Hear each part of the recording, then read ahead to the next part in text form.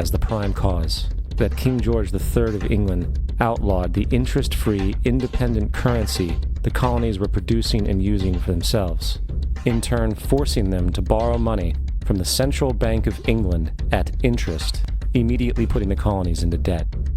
And as Benjamin Franklin later wrote, the refusal of King George III to allow the colonies to operate an honest money system which freed the ordinary man from the clutches of the money manipulators was probably the prime cause of the Revolution. In 1783, America won its independence from England. However, its battle against the central bank concept and the corrupt, greed-filled men associated with it had just begun. So what is a central bank? A central bank is an institution that produces the currency of an entire nation. Based on historical precedent, two specific powers are inherent in central banking practice: the control of interest rates and the control of the money supply, or inflation. The central bank does not simply supply a government's economy with money, it loans it to them at interest. Then, through the use of increasing and decreasing the supply of money, the central bank regulates the value of the currency being issued. It is critical to understand that the entire structure of this system can only produce one thing in the long run: debt. It doesn't take a lot of ingenuity to figure this scam out. For every single dollar produced by the central bank is loaned at interest. That means every single dollar produced is actually the dollar plus a certain percent of debt based on that dollar. And since the central bank has the monopoly over the production of the currency for the entire country, and they loan each dollar out with immediate debt attached to it, where does the money to pay for the debt come from? It can only come from the central bank again, which means the central bank has to perpetually increase its money supply to temporarily cover the outstanding debt created, which in turn, since that new money is loaned out at interest as well, creates even more debt. The end result of this system without fail is slavery, for it is impossible for the government and thus the public to ever come out of the self-generating debt. The founding fathers of this country were well aware of this.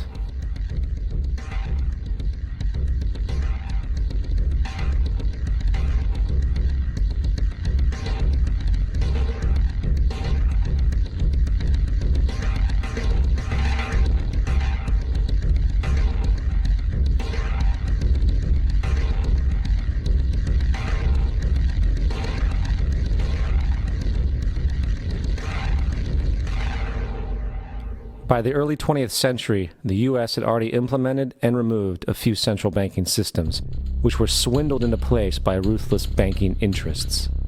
At this time, the dominant families in the banking and business world were the Rockefellers, the Morgans, the Warburgs, the Rothschilds. And in the early 1900s, they sought to push once again legislation to create another central bank. However, they knew the government and public were very weary of such an institution, so they needed to create an incident to affect public opinion. So, J.P. Morgan, publicly considered a financial luminary at the time, exploited his mass influence by publishing rumors that a prominent bank in New York was insolvent or bankrupt.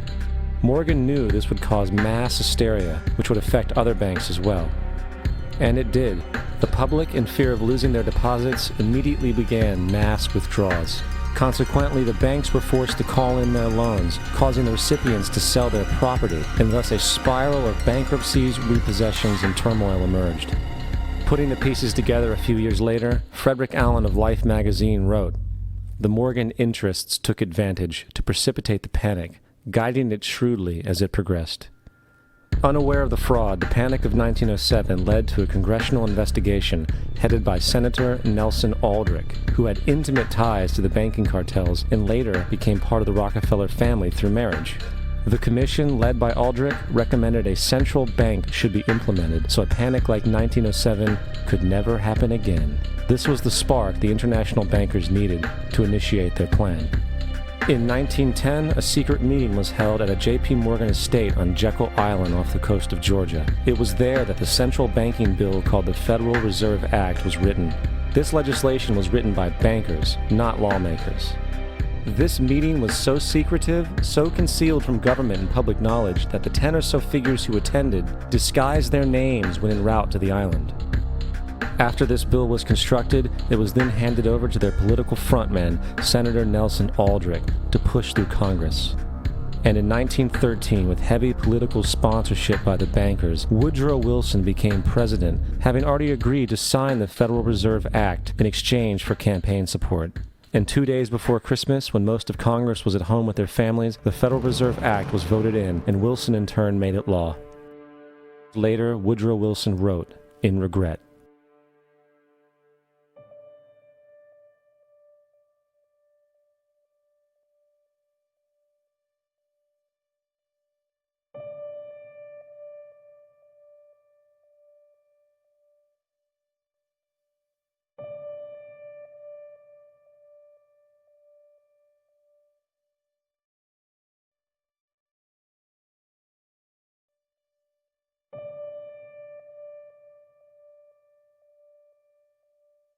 Congressman Louis McFadden also expressed the truth after the passage of the bill.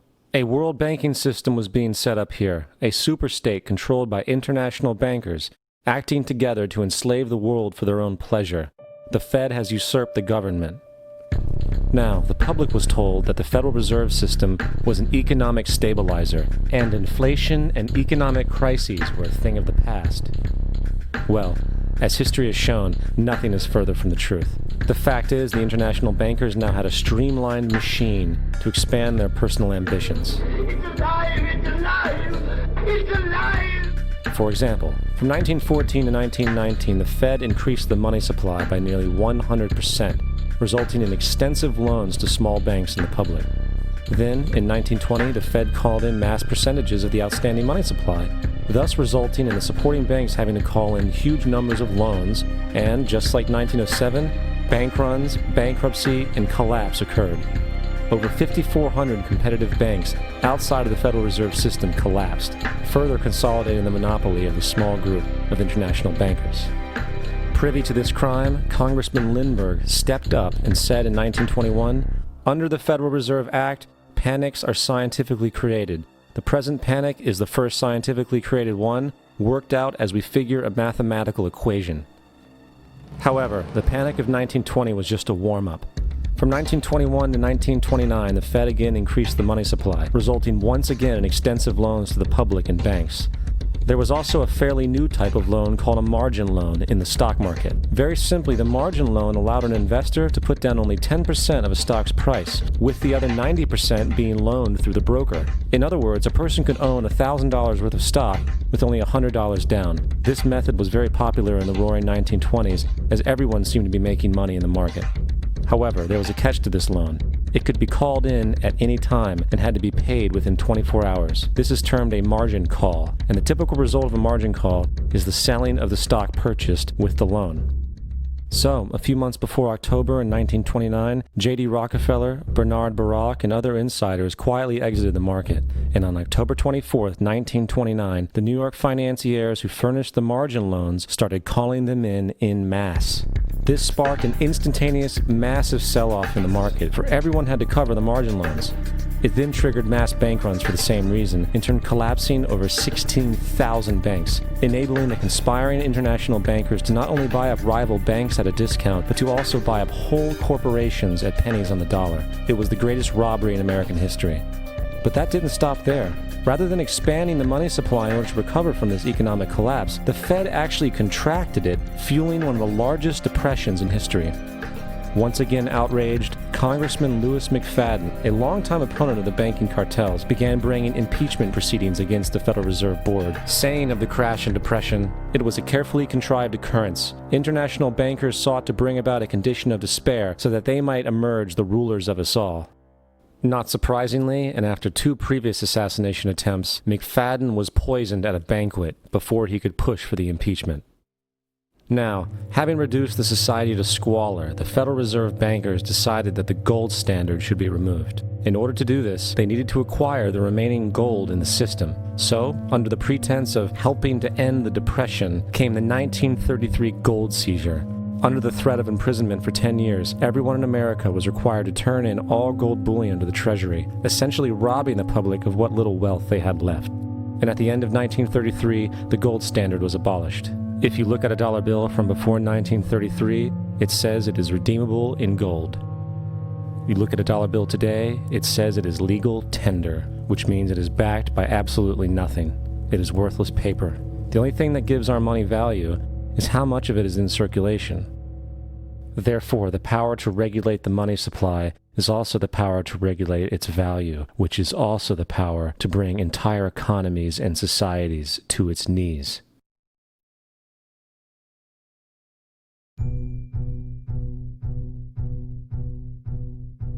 It's important to clearly understand the Federal Reserve is a private corporation. It is about as Federal Express. It makes its own policies and is under virtually no regulation by the U.S. government. It is a private bank that loans all the currency at interest to the government, completely consistent with the fraudulent central banking model that the country sought to escape from when it declared independence in the American Revolutionary War. Now, going back to 1913, the Federal Reserve Act was not the only unconstitutional bill pushed through Congress. They also pushed the federal income tax. It's worthwhile to point out that the American public's ignorance towards the federal income tax is a testament to how dumbed down and oblivious the American population really is.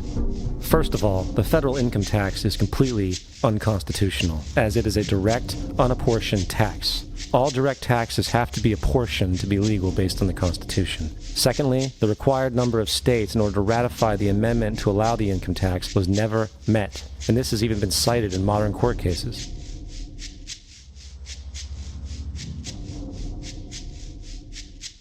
Third, at the present day, roughly 25% of the average worker's income is taken via this tax. And guess where that money goes? It goes to pay the interest on the currency being produced by the fraudulent Federal Reserve Bank, a system that does not have to exist at all. The money you make working almost 3 months out of the year goes almost literally into the pockets of the international bankers who own the private Federal Reserve Bank.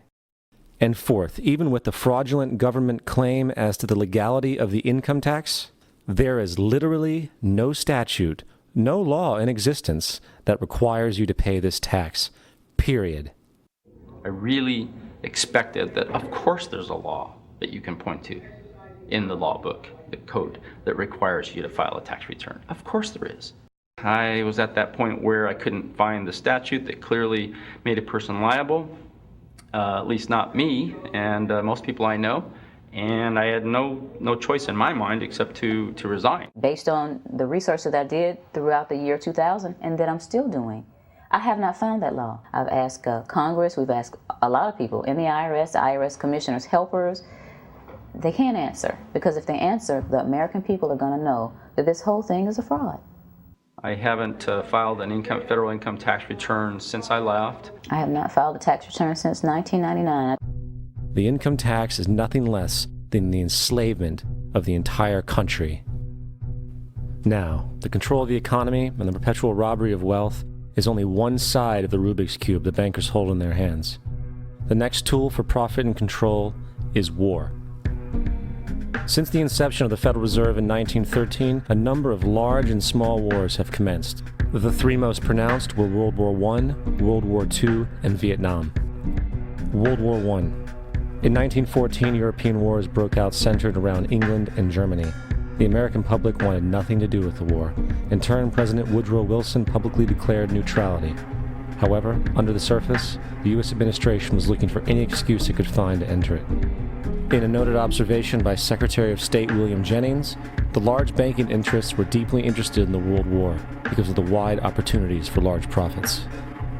It's important to understand that the most lucrative thing that can happen for the international bankers is war, for it forces the country to borrow even more money from the Federal Reserve Bank at interest.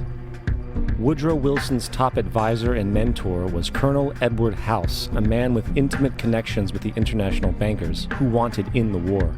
In a documented conversation between Colonel House, Wilson's advisor, and Sir Edward Grey, the Foreign Secretary of England, regarding how to get America into the war, Grey inquired, "What will Americans do if Germans sink an ocean liner with American passengers on board?" House responded, "I believe that a flame of indignation would sweep the United States, and that by itself would be sufficient to carry us into war." So, on May 7, 1915, on essentially the suggestion of Sir Edward Grey, a ship called the Lusitania was deliberately sent into German-controlled waters where German military vessels were known to be. And, as expected, German U-boats torpedoed the ship, exploding stored ammunition, killing 1,200 people. To further understand the deliberate nature of this setup, the German embassy actually put advertisements in the New York Times telling people that if they boarded the Lusitania, they did so at their own risk, as such a ship sailing from America to England through the war zone would be liable to destruction. In turn, and as anticipated, the sinking of the Lusitania caused a wave of anger among the American population, and America entered the war a short time after. The First World War caused 323,000 American deaths. J.D. Rockefeller made $200 million off of it. Not to mention the war cost about $30 billion for America, most of which was borrowed from the Federal Reserve Bank at interest, furthering the profits of the international bankers. World War II. On December 7, 1941, Japan attacked the American fleet at Pearl Harbor, triggering our entry into that war. President Franklin D. Roosevelt declared the attack was a day that will live in infamy. A day of infamy indeed, but not because of the alleged surprise attack on Pearl Harbor. After 60 years of surfacing information, it is clear that not only was the attack on Pearl Harbor known weeks in advance, it was outright wanted and provoked. Roosevelt, whose family had been New York bankers since the 18th century, whose uncle Frederick was on the original Federal Reserve Board, was very sympathetic to the interests of the international bankers, and the interest was to enter the war, as we've seen, nothing is more profitable for international bankers than war. In a journal entry by Roosevelt's Secretary of War Henry Stimson, dated November 25, 1941, he documented a conversation he had with Roosevelt. The question was, how should we maneuver them into firing the first shot? It was desirable to make sure the Japanese be the ones to do this, so that there should remain no doubt as to who were the aggressors. In the months leading up to the attack on Pearl Harbor, Roosevelt had done almost everything in his power to anger the Japanese, showing a posture of aggression. He halted all of Japan's imports of American petroleum. He froze all the Japanese assets in the United States. He made public loans to nationalist China and supplied military aid to the British, both enemies of Japan in the war, which, by the way, is completely in violation of international war rules. And on December 4th, 3 days before the attack, Australian intelligence told Roosevelt about a Japanese task force moving towards Pearl Harbor. Roosevelt ignored it. So, as hoped and allowed, on December 7, 1941, Japan attacked Pearl Harbor, killing 2,400 soldiers. Before Pearl Harbor, 83% of the American public wanted nothing to do with the war. After Pearl Harbor, 1 million men volunteered for the war. It is important to note, Nazi Germany's war effort was largely supported by two organizations, one of which was called IG Farben. IG Farben produced 84% of Germany's explosives, and even the Zyklon B used in the concentration camps to kill millions. One of the unspoken partners of IG Farben was J.D. Rockefeller's Standard Oil Company in America. In fact, the German Air Force could not operate without a special additive patented by Rockefeller's Standard Oil. The drastic bombing of London by Nazi Germany, for example, was made possible by a $20 million sale of fuel to IG Farben by the Rockefeller Standard Oil Company. This is just one small point on the topic of how American business funded both sides of World War II.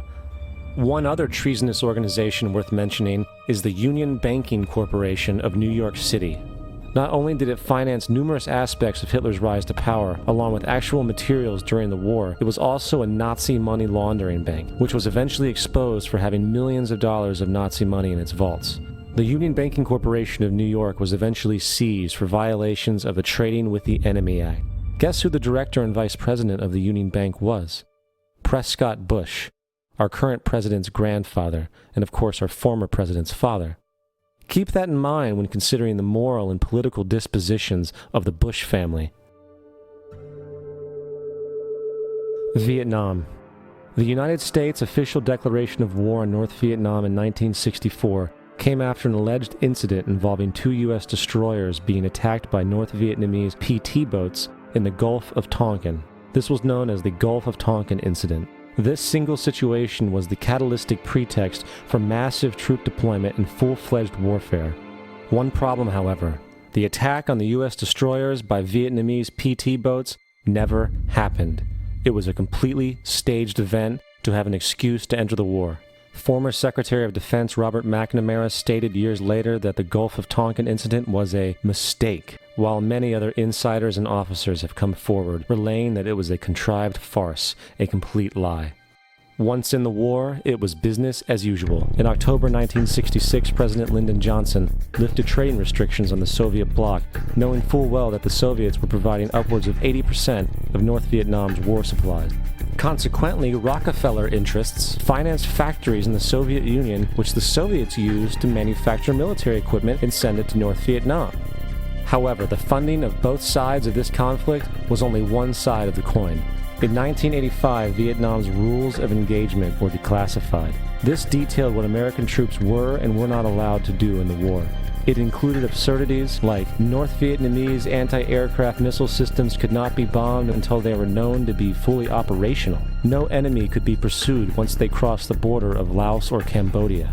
And most revealing of all, the most critical strategic targets were not allowed to be attacked unless initiated by high military officials. Apart from these imposed ludicrous limitations, North Vietnam was informed of these restrictions and therefore could base entire strategies around the limitations of the American forces. This is why the war went on so long. And the bottom line is this: the Vietnam War was never meant to be won, just sustained. This war for profit resulted in 58,000 American deaths and 3 million dead Vietnamese. So, where are we now? September 11th was the jumpstart for what is now an accelerated agenda by the ruthless elite. It was a staged war pretext no different than the sinking of the Lusitania, the provoking of Pearl Harbor, and the Gulf of Tonkin lie. In fact, if 9/11 wasn't a planned war pretext, it would be an exception to the rule. It has been used to launch 2 unprovoked illegal wars, one against Iraq and one against Afghanistan. However, 9/11 was a pretext for another war as well, the war against you. The Patriot Act, Homeland Security, the Military Tribunals Act, and other legislations are all completely and entirely designed to destroy your civil liberties and limit your ability to fight back against what is coming. Currently in the United States, unannounced to most brainwashed Americans, your home can be searched without a warrant, without you being home. You can in turn be arrested with no charges revealed to you, detained indefinitely with no access to a lawyer, and legally tortured, all under the suspicion that you might be a terrorist. If you need a painted picture of what is happening in this country, let's recognize how history repeats itself. In February 1933, Hitler staged a false flag attack, burning down his own German parliament building, the Reichstag, and blamed it on communist terrorists. Within the next few weeks, he passed the Enabling Act, which completely eradicated the German Constitution, destroying people's liberties. He then led a series of preemptive wars, all justified to the German people as necessary to maintaining homeland security.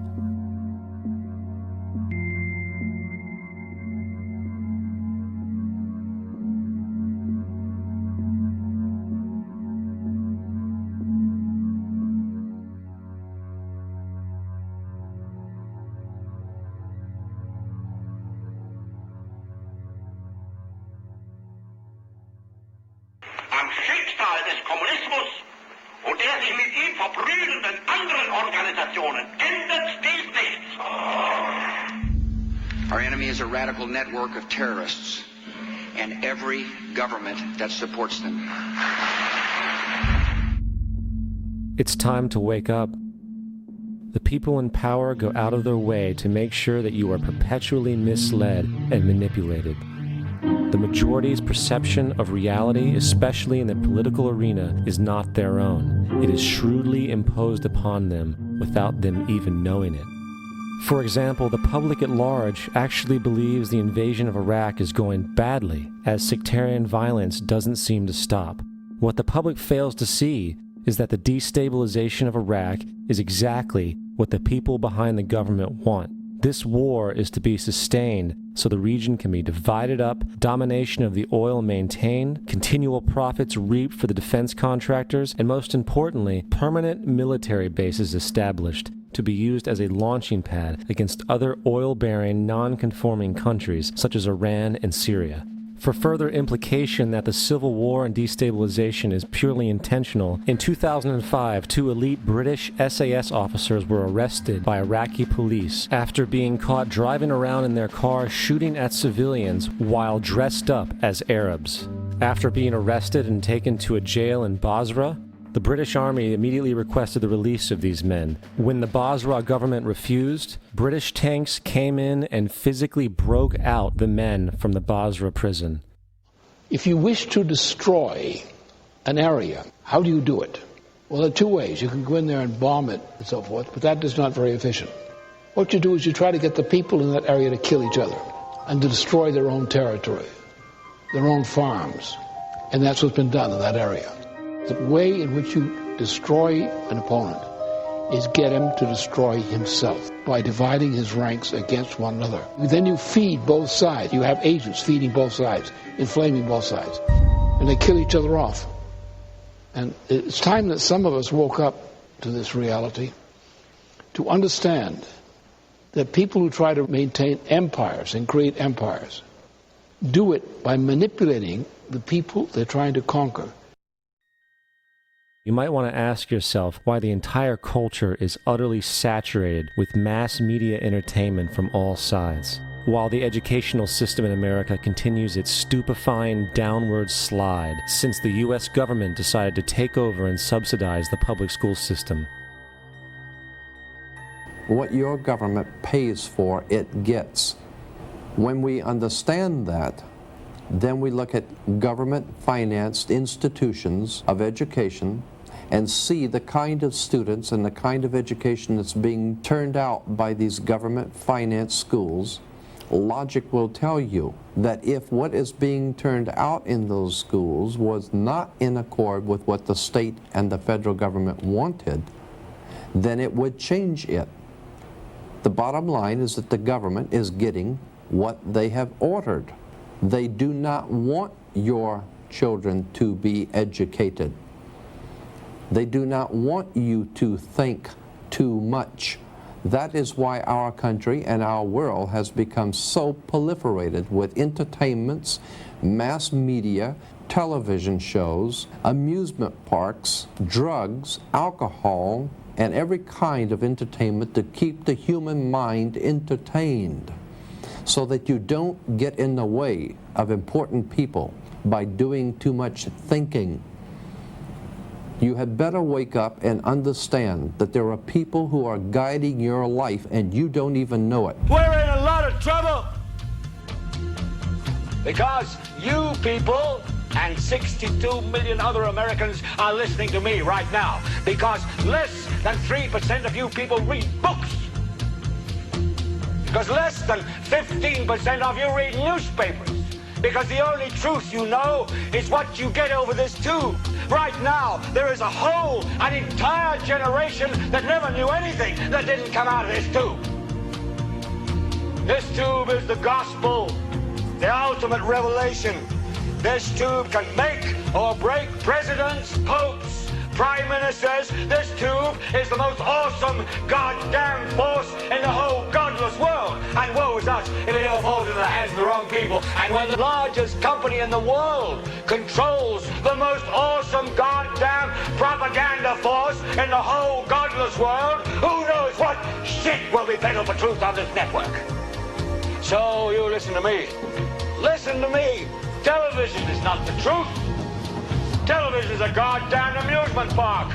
Television is a circus, a carnival, a traveling troupe of acrobats, storytellers, dancers, singers, jugglers, sideshow freaks, lion tamers, and football players. We're in the boredom-killing business. But you people sit there day after day, night after night, all ages, colors, creeds. We're all you know. You're beginning to believe the illusions we're spinning here. You're beginning to think that the tube is reality and that your own lives are unreal. You do whatever the tube tells you. You dress like the tube. You eat like the tube. You raise your children like the tube. You even think like the tube. This is mass madness, you maniacs. In God's name, you people are the real thing. We are the illusion. The last thing the men behind the curtain want is a conscious, informed public capable of critical thinking. which is why a continually fraudulent zeitgeist is output via religion, the mass media, and the educational system. They seek to keep you in a distracted, naive bubble. And they are doing a damn good job of it. In 2005, an arrangement between Canada, Mexico, and the United States was made. This arrangement, unannounced to the public, unregulated by Congress, merges the United States, Mexico, and Canada into one entity, erasing all borders. It's called the North American Union, and you might want to ask yourself why you've never heard of this. In fact, there is only one mainstream reporter who has actually heard of and has had the courage to cover this issue. The Bush administration's open borders policy and its decision to ignore the enforcement of this country's immigration laws is part of a broader agenda. President Bush signed a formal agreement that will end the United States as we know it, and he took the step without approval from either the U.S. Congress or the people of the United States. It's a deal that few have even heard of. It's being done again by very few people at the very top on behalf of the investment class, but the working class of people, political officials across our country, from communities, from cities and so forth, they don't know anything about this. This isn't some trade agreement. It is a total removal of sovereignty from these countries, which will also result in a completely new currency called the Amero. Fall. Apart from that, I think one thing people who are dollar-based need to focus on is the Amero. That's the one thing that nobody's talking about, but I think it's going to have a big impact on everybody's life in Canada, the U.S., and Mexico. The Amero is the proposed new currency for the North American community, which is being developed right now between Canada, the U.S., and Mexico to make a borderless community, much like the EU, and the dollar, Canadian dollar, U.S. dollar, and the Mexican peso replaced by the Amero. By default of this agreement, the American Constitution will eventually be obsolete. You would think that a situation like this would be on the cover of every major newspaper. That is until you realize that the people who are behind this movement are the same people behind the mainstream media, and you are not told what you're not supposed to know. The North American Union is the same concept as the European Union, the African Union, and the soon-to-be Asian Union, and the same people are behind all of them. And, when the time is right, the North American Union, the European Union, the African Union, and the Asian Union will be merged together, forming the final stages of a plan these men have been working on for over 60 years. A one-world government.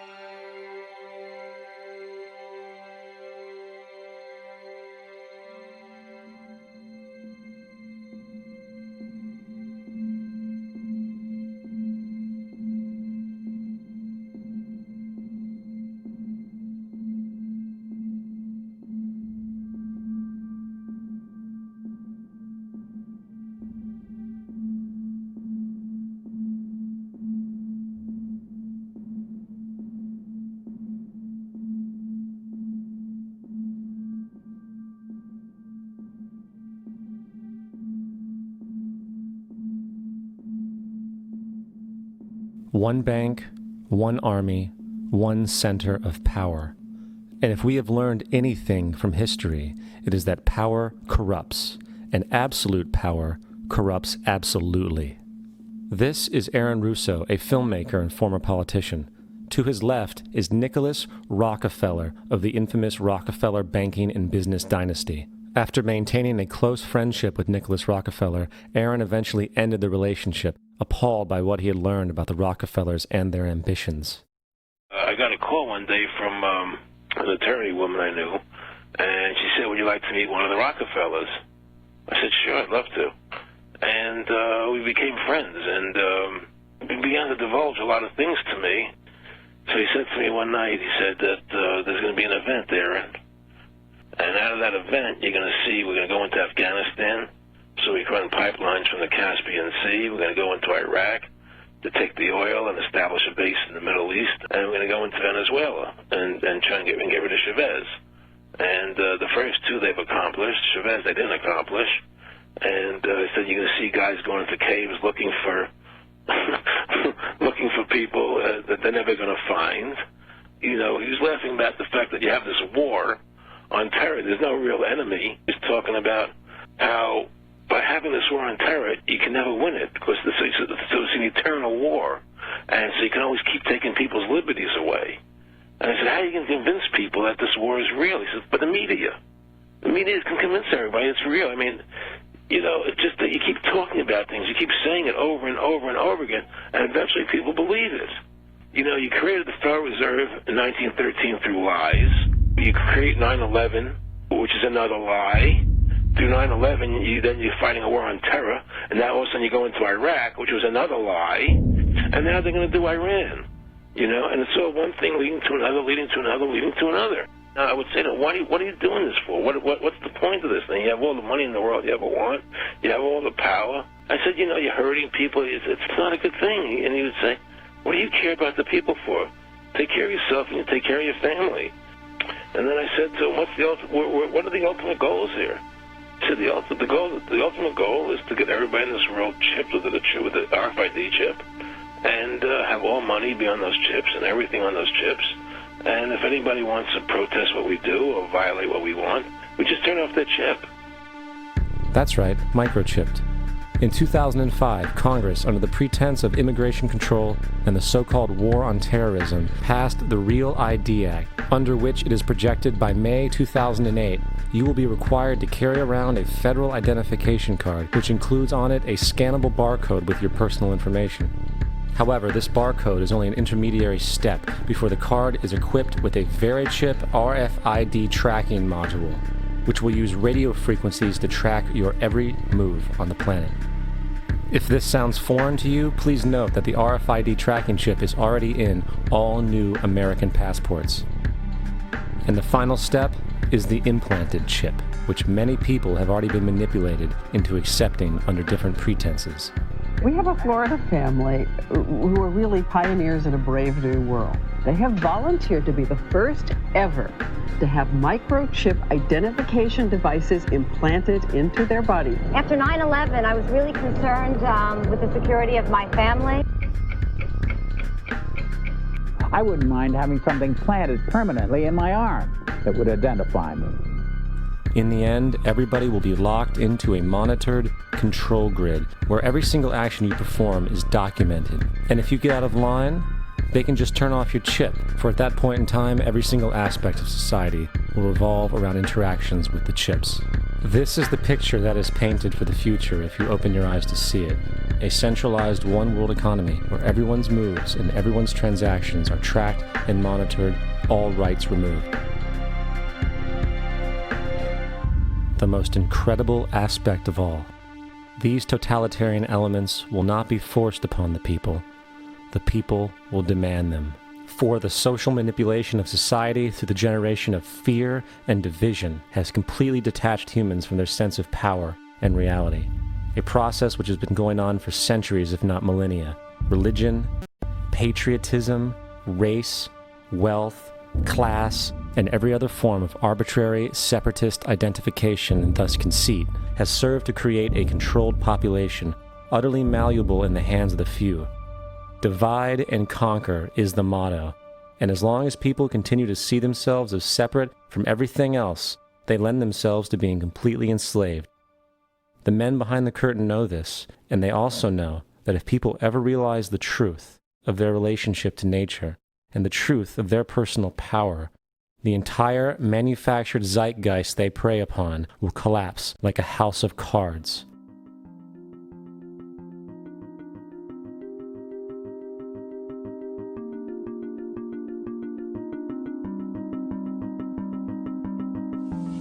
The whole system that we live in drills into us that we're powerless, that we're weak, that our society is evil, that it's crime-ridden, etc., and so forth. It's all a big, fat lie. We are powerful, beautiful, extraordinary. There is no reason why we cannot understand who we truly are, where we are going. There is no reason why an individual cannot be fully empowered. We are incredibly powerful beings.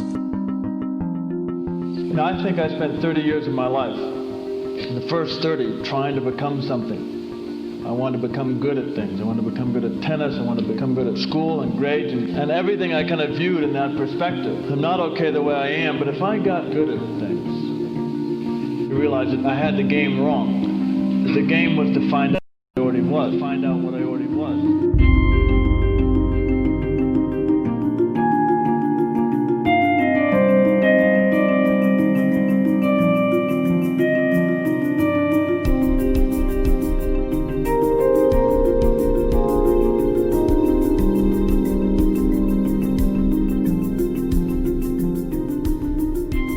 Now, in our culture, we've been trained for individual differences to stand out. So you look at each person, immediately it is brighter, dumber, older, younger, richer, poorer, and we make all these dimensional distinctions, put them in categories and treat them that way. And we get so that we only see others as separate from ourselves in the ways in which they're separate. And one of the dramatic characteristics of experience is being with another person and suddenly seeing the ways in which they are like you, not different from you, and experiencing the fact that which is essence in you and which is essence in me is indeed one. The understanding that there is no other. It is all one. And I wasn't born Richard Alpert, I was just born as a human being, and then I learned this whole business of who I am and whether I'm good or bad or achieving or not, all that's learned along the way.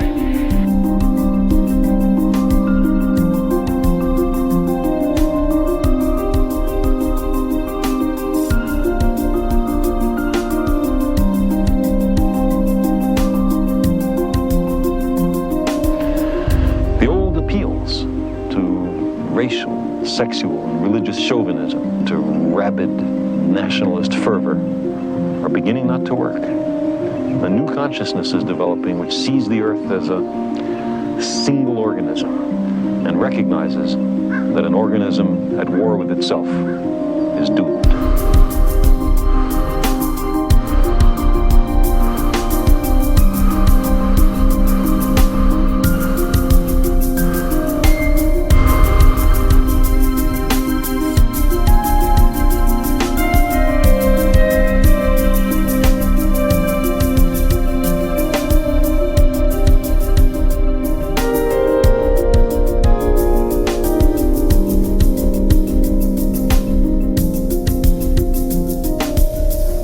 Bill Hicks used to finish his shows with this.